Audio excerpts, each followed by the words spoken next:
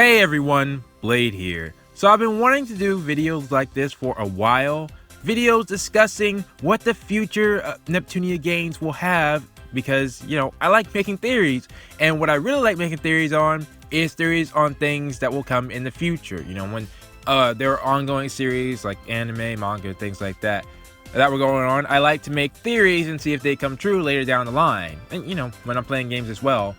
And I want to say right now, if I had to put money on it, that Uzume has two very compelling reasons for being in the next canon game.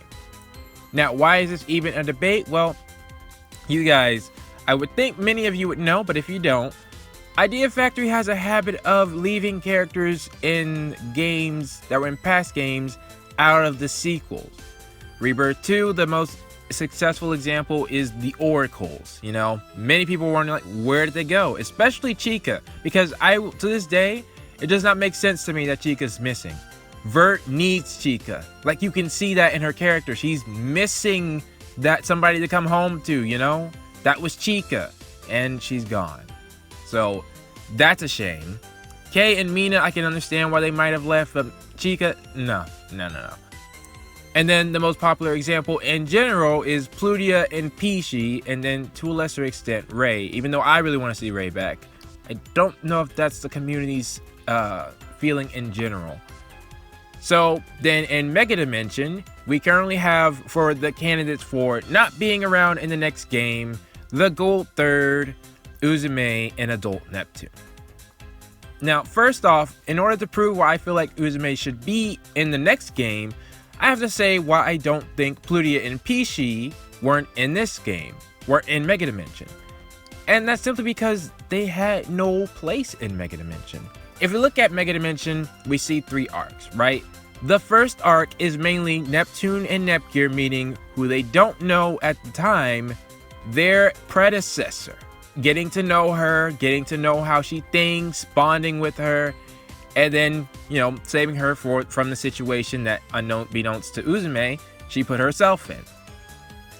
Then the second arc is really a focus on each of the main CPUs and their candidates, and shows you how they interact, gets them to meet their Gold Third members, has their own little arc, and shows you basically, in my feeling, what it means for each of them to be a CPU. It shows you why they're in charge, that they were the leaders of their nations.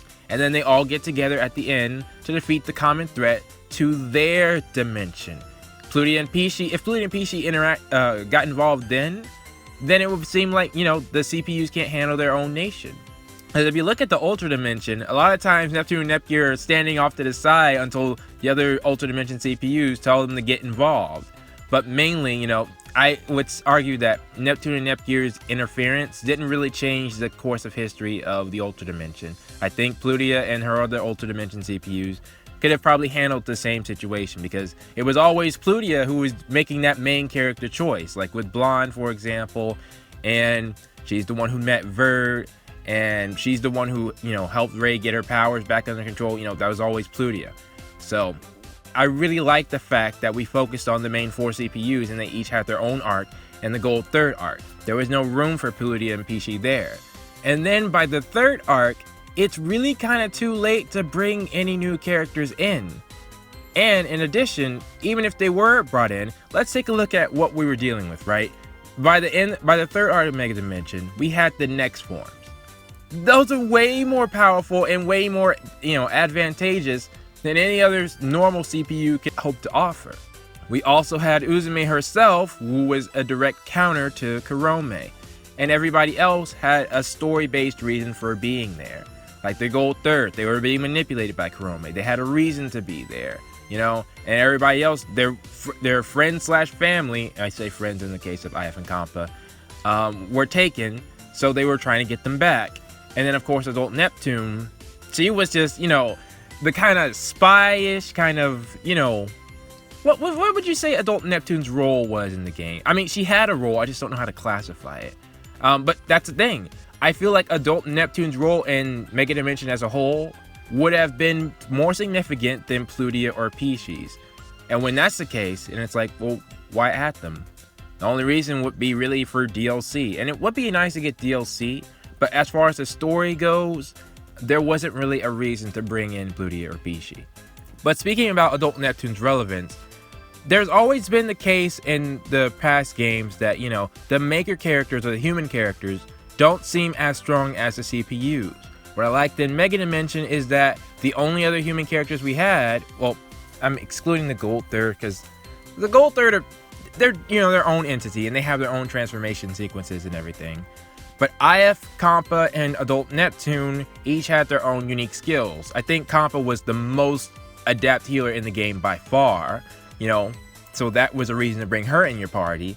And then Adult Neptune and IF did something that none of the CPUs could do, and that was steal. So that was a reason to bring them in their party. So there was a reason for you to use the human characters. If you brought in Plutia and Pishi, why would you bring in Plutia and Pishi? Why would you use Plutia and Pishi over any of the other CPUs? It really be because you just want to use them instead of the other CPUs. But I'm trying to say that as far as gameplay wise, they added nothing extra. They didn't have a next form like the main 4 CPUs. And the candidates, well, I mean, the candidates are actually, they're long range based. So you could say they do something differently there. But yeah, there was really no reason for you to have Plutia and Pishi in your party that really stood out. So realistically, there's just no reason at all for them to be in Mega Dimension aside from fan service. So with all that said, why I feel Uzume would definitely be in the next canon game? Well, there's a couple of reasons. One, if you look at the past Neptunia games, each villain has been getting stronger and stronger, and the past villains have an effect on the future canon games, starting from Rebirth 2, which is the first canon game.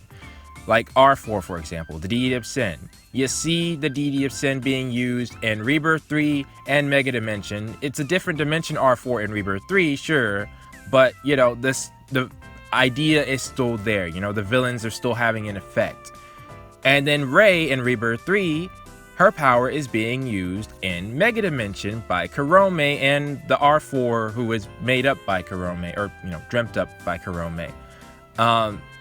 And then, of course, Crowar. Crowar is being used by Adult Neptune, and she has actual physical appearance in Mega Dimension. It wasn't that much as far as, her sprite form, but she was there. And I think she will continue to be there as long as... Yeah, that might be actually an interesting point for why Adult Neptune might appear in the future games, because she has Crowar.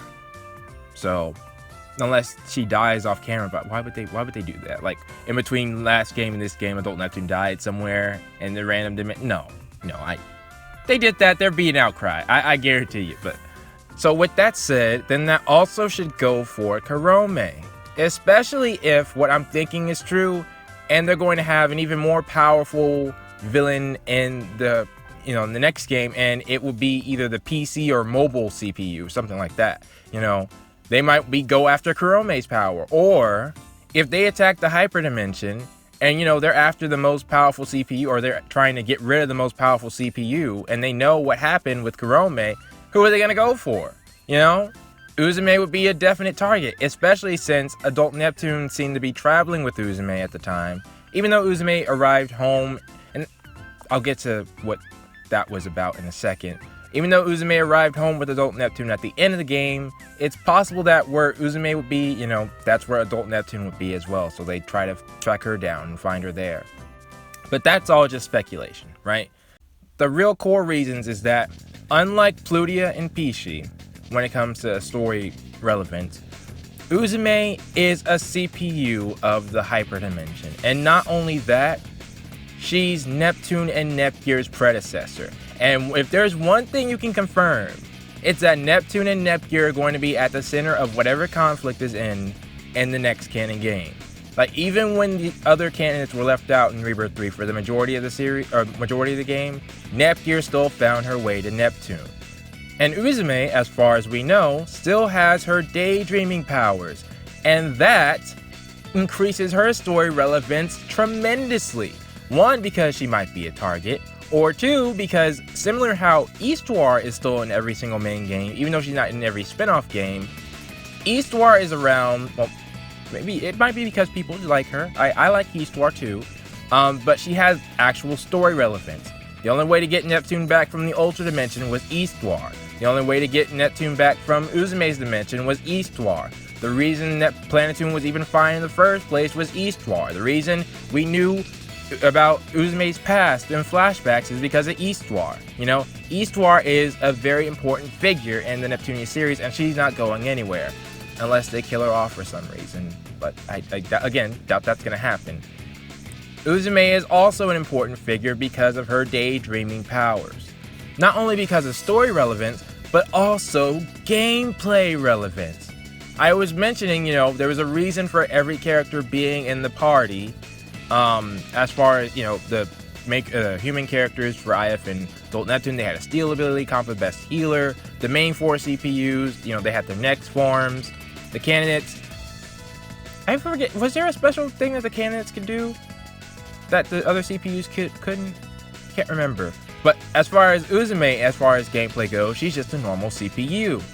Until you have the gigantic battles that they introduced in Mega Dimension, and that is something only Uzume can do. So if they decide to continue to bring back the giant battles in the next game, guess who needs to be around? Uzume. And they also make, it's also a nice party composition, I feel, as well. You know, Neptune, Nepgear, Uzume. But anyways, so is Neptune, Nepgear, and Plutia. But aside from that, the fact of the matter is that if they want to bring back those giant battles, while they could bring in, you know, another type of mechanic, it's like they literally have to write Uzume out of the story and then put, oh, but we can still do the same thing that she could do if she were just here, you know, which, to be fair, they actually did do that in Mega Dimension.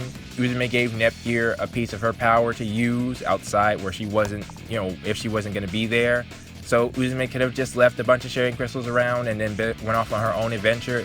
But the fact that Uzume says home when she landed back in the Planetoon Basilicom, and when you think about it, her memories, when they're restored, she has memories of the Planetoon Basilicom being her home. She has no attachment to the Zero Dimension, as all the monsters, I think, have pretty much come back or pretty much went to the Hyper Dimension and stayed there. I mean, we know they went to the Hyper Dimension. We don't know if they stayed there, especially with Eastwar saying the Zero Dimension and Heart Dimension are still around, but I feel like that's more of a, you know, gameplay thing of where you can go back and visit those dimensions. But why would they want to go back to a broken down dimension instead of just staying in the Hyper Dimension, you know, with her family?